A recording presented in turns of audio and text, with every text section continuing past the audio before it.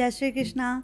कल हमने जहाँ पे हम रुके थे, हमने विश्राम लिया था। हमने यही देखा था कि वक्ता को क्या करना चाहिए, श्रोता को क्या करना चाहिए। अब तक इस कथा में हमने धुंधकारी को, अब ये जो चल रहा है ना, ये सारा महात्म है। आज हम प्रथम स्कंद शुरू करेंगे, लेकिन उसके पहले ये 2 मिनट के 2 पेज हैं। इसे पढ़ने के बाद आज हमारा भागवत सही मायने में शुरू हो जाएगा, जिसे कि प्रथम स्कंद कहा गया है। सबको वेदांत का अधिकार नहीं है। नित्यानित्य वस्तु विवेक,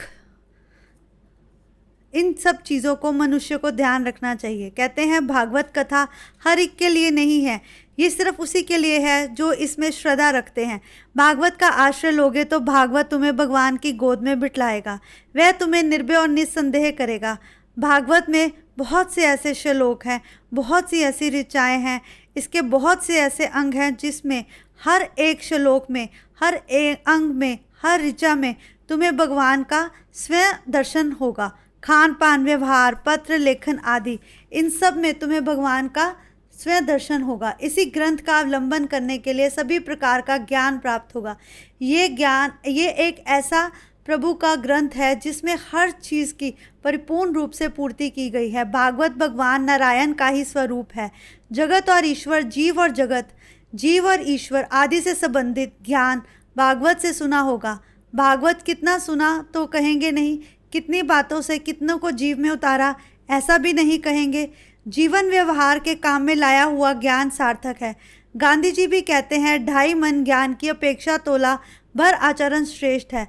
प्रभु के दिव्य सद्गुणों का जीवन में उतारो, प्रभु का दर्शन करो। जनक राज ने याज्ञवल्क्य ऋषि से पूर्व जन्मों की जीवन लीला देखने के लिए प्रभु से मांग की। याज्ञवल्क्य ने मना करते हुए दुख कहा कि तुम्हें दुख होगा, फिर भी जनक राजा ने दुराग्रह किया। ऋषि ने राजा को उनके पूर्व जन्मों का जीवन दिखलाया। जनक राजा ने देखा कि पत्नी ही उनके पिछले जन्म में उनकी माता थी। ये देखकर उन्हें बहुत दुख हुआ। अंतः यही इच्छा है कि पूर्व जन्मों का विचार ना करे, इसी जन्म में साधन प्रयत्न करे। भगवान के ही साथ विवाह करो और औरों को के साथ भगवान का विवाह करवाओ। तुलसी राधा रानी का स्वरूप है, फिर भी वह तुलसी है। तुलसी विवाह का अर्थ है भगवान के साथ विवाह लेना। चतुर्मास में संयम और तप करने के पश्चात तुलसी विवाह हो सकता है। इसमें प्रभु ने बहुत सी ऐसी लीलाओं का ज्ञान किया है जो आगे जाके हमें ज्ञान के स्वरूप में कहते हैं। इसके हर शब्द में प्रभु का ज्ञान है, इसके हर शब्द में ठाकुर जी का वास है। इसमें बहुत कुछ ऐसा दिखाया गया है। देखो, मैं कुछ नहीं जानती, बिल्कुल भी नहीं एक चीज़ मानती, लेकिन एक चीज़ ना छोटी सी मैं 1 मिनट के लिए आप लोगों को आज कहूँगी, क्योंकि हम प्रथम स्कंद शुरू करने जा रहे हैं। देखो, बहुत से लोग ऐसे होते हैं आजकल पंडितों के पास या कुछ इधर उधर, बहुत सारी चीज़ें ऐसी आ गई हैं जिसको कि हम ऑकल्ट साइंसेस भी बोलते हैं। लोग इतना ज़्यादा इन चीज़ों में फंस के रह गए हैं ना। देखो, उन्होंने, राजा जनक ने भी यही बतलाया कि हमें ना तो अपने पिछले जन्मों में हम क्या थे, हम क्या कर रहे हैं, हम कौन थे, हमारा कौन सा ग्रह खराब है। मैं मानती हूँ कि ये चीज़ें कहीं ना कहीं हमें असर ज़रूर डालती हैं, बट शायद मुझे लगता है कि सबसे उत्तम अगर कुछ है ना तो वह है श्री कृष्ण की भक्ति। श्री कृष्ण स्वयं ही हमारे मन में, मुझे लगता है बहुत सारे लोगों की ना राय इसमें मुझसे मिलेगी कि कई बार अगर हम किसी दुविधा में होते हैं ना, तो हमें ऐसा लगता है हमारे मन के अंदर से कोई आवाज़ आ रही है और वह आवाज़ सच में भगवान की होती है। मेरा तो ऐसा मानना है, और शायद इसको पढ़ के और भी आज मानना मेरा ना बहुत हो गया कि अगर भगवान चाहें तो हमारे साथ बहुत अच्छा भी हो सकता है, और अगर भगवान चाहे कुछ बुरा हो रहा है तो इसमें उनकी ही मर्जी है, और वो हमें आगे रास्ता भी ज़रूर दिखाएंगे अगर हम ऐसा सोच के चलते जाए ना। अगर हम, वो कहते हैं हम अपना श्राद्ध खुद कर सकते हैं, हम अपने लिए मुक्ति का द्वार खोल सकते हैं, तो क्या हम अपने इस जन्म को नहीं साध सकते? तो बस आइए आगे चलते हैं। अब आज हम इसमें शुरू करने जा रहे हैं प्रथम स्कंद। सत्य कर्मों में अनेक विघ्न आते हैं, उन्हें सभी के निवारण के लिए मंगलाचरण की आवश्यकता है। कथा में बैठने से पहले मंगलाचरण करो। शास्त्र कहते हैं देवगण भी सत्य कर्म से में विक्षेप करते हैं। कहते हैं जब कोई बहुत ज़्यादा भक्ति के मार्ग में आगे हो जाता है ना, तब देवतागण भी डर जाते हैं। कहीं इंद्र तो सबसे पहले डरते हैं कि क्या इसको कहीं मेरा सिंहासन ही तो नहीं चाहिए। ऐसा तो आपने बहुत सारी कथाओं में सुना होगा। हमारे सत्य कर्म में विक्षेप ना करना। सूर्य हमारा कल्याण करे, वरुण देव हम सब पर कृपा करे। जिसका मंगलमय हो आचरण हो उसका ध्यान करने के लिए प्रभु कहते हैं कि बार बार मेरा वंदन करो, मेरा चिंतन करो, मुझ पे ही परमात्मा ढूंढो, मुझ में ही समझाओ। संसार की किसी वस्तु या जीव में मनुष्य चिंतन ना करे। वो ये नहीं कहते कि तुम संसार का त्याग कर दे, वो कहते हैं कि तुम ग्रस्त होने के साथ साथ मुझ पर भी अपनी आसक्ता रखो। क्रिया में अमंगलता काम के कारण आती है। काम जिसको स्पर्श करे, जिसे प्रभावित करे, उसका सब कुछ अमंगल होता है। श्री कृष्ण को काम स्पर्श भी नहीं करता, अंततः सभी कुछ मंगलमय है। जिसके मन में काम हो उसका कुछ भी मंगलमय नहीं हो सकता। ये सब प्रभु हमें बार बार बतलाते हैं। चिंतन से मन में यही सत्य कामता आती है। शिव जी को सब कुछ अमंगल है, फिर भी उनका स्मरण मंगलमय है, क्योंकि उन्होंने काम को जला दिया, बसीभूत कर दिया। मनुष्य जब तक सकाम है, जब तक उसका मंगल नहीं होता। ईश्वर पूर्णतः निष्काम है, उसका ध्यान करो, स्मरण करो। परमात्मा हमारी बुद्धि से जुड़े हैं, हमारे मन से जुड़े हैं। श्री कृष्ण का ध्यान करो। श्री कृष्ण यही कहते हैं कि थोड़ा सा मेरे पास आने वाले के पास मैं बहुत सा चल के आता हूँ। संसार का चिंतन करने से मन विकृत होता है, परंतु प्रभु का चिंतन करने से मन मंगलमय होता है।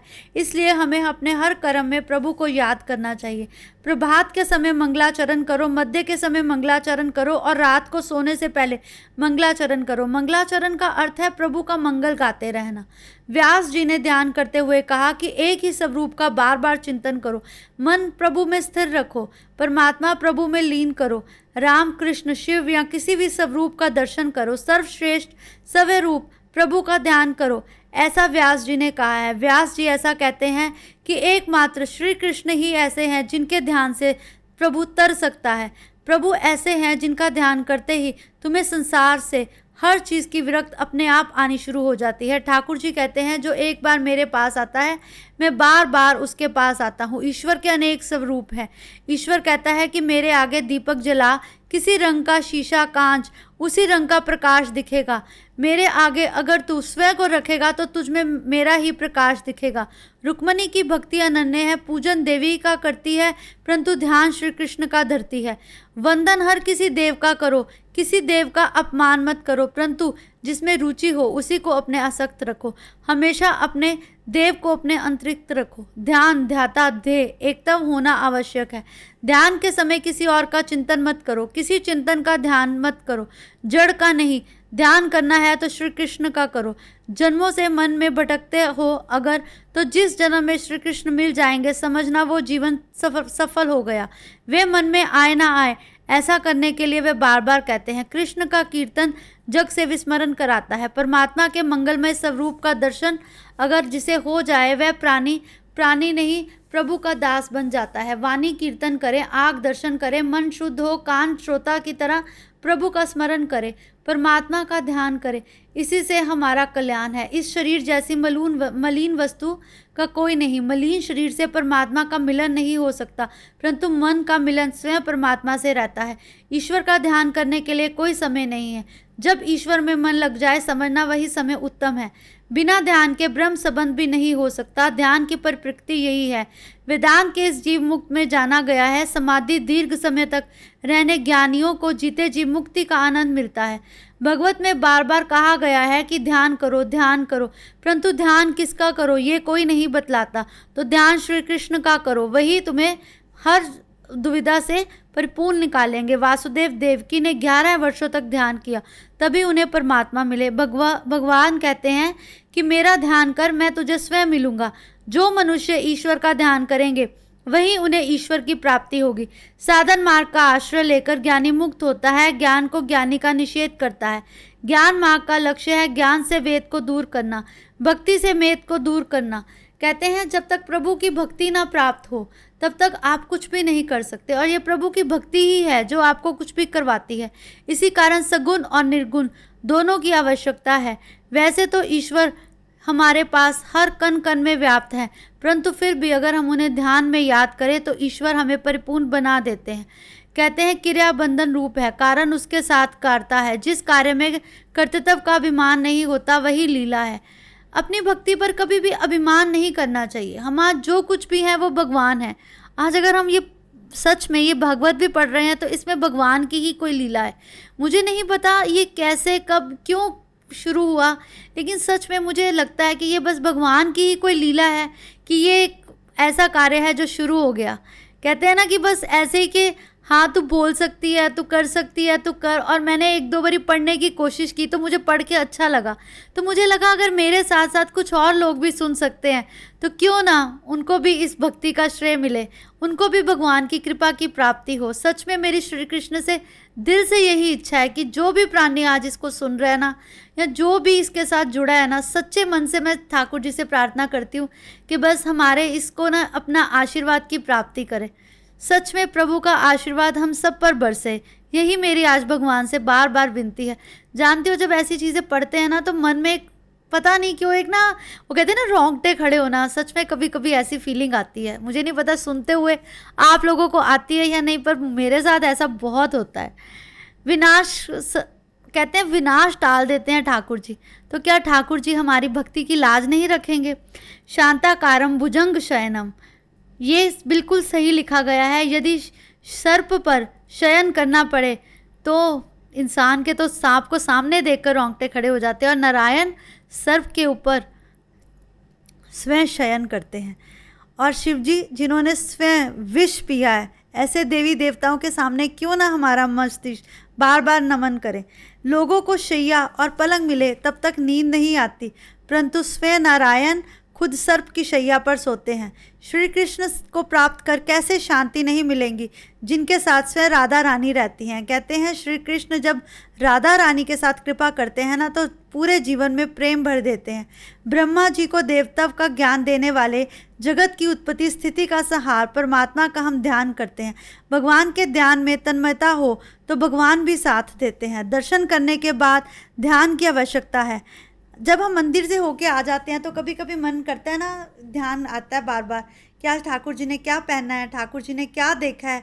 बस वो यही कहते हैं कि इसी तरह ध्यान में प्रभु बने रहे। ये नहीं कि आप अपने सारे काम छोड़कर, अब जैसे हम चल फिर रहे हैं, ये नहीं कि हम सारा दिन काम नहीं करते, हम सब सारा दिन काम करते हैं, परंतु कुछ क्षण अगर हम बैठकर उन्हें याद कर सके ना तो यही सबसे उत्तम ध्यान है।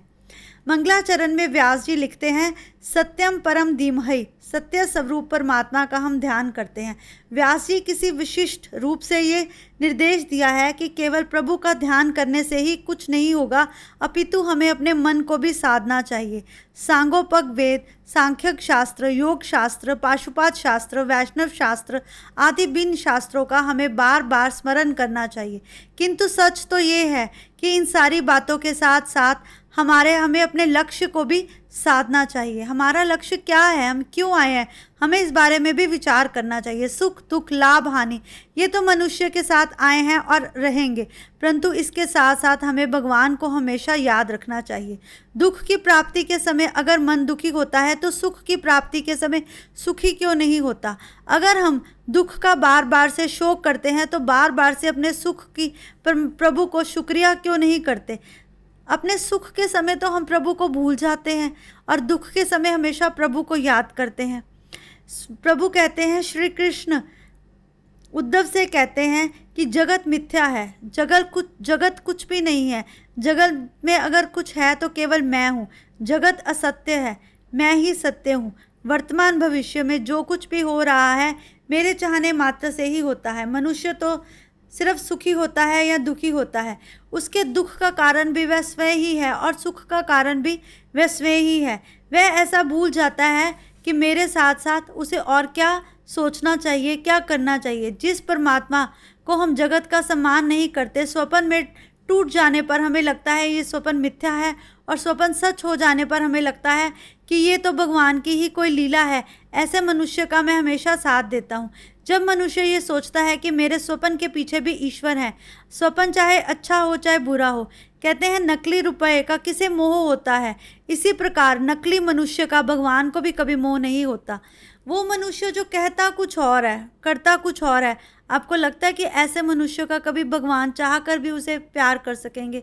बिल्कुल भी नहीं, है ना। बस अब कल आगे चलते हैं। जय श्री कृष्णा। शुरू करते करते देख लो हमने महात्म से अब आज हम प्रथम स्कंद में पहुंच गए हैं। कोशिश करेंगे इसे बस जल्दी जल्दी समाप्ति करने की। समाप्ति नहीं कहूँगी क्योंकि किसी ने मना किया है, बस ऐसे ही आगे चलते जाएं। जय श्री कृष्णा।